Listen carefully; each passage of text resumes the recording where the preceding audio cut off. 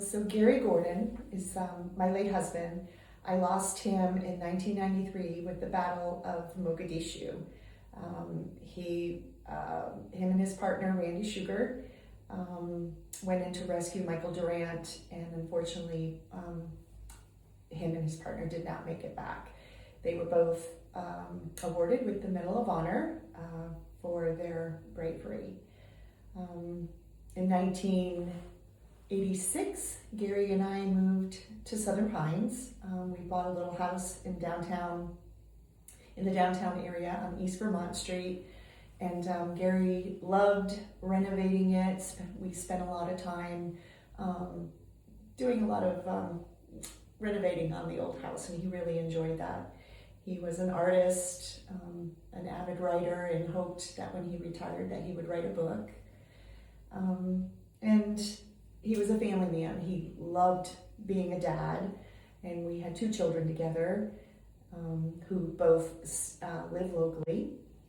And we would spend a lot of family time, and I think fond memories were taking the children to the reservoir, and we were fishing.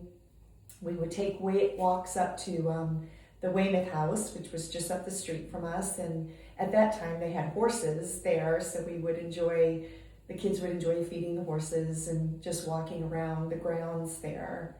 He absolutely loved Christmas, and would always try to make it super special for the kids, and it really came out in him, the child in him for Christmas. Picking a tree locally was a big deal, and just one of my most fond memories of the holidays. So Gary was a very quiet man, and I would say extremely humble. He was, like I touched on earlier, he was an artist, an avid reader. I kept all of his books so that the children could get a better understanding, because they were very little when he passed away. They were 3 and 6. So I saved all that kind of personal items of his so they could really understand who he was and what his interests were.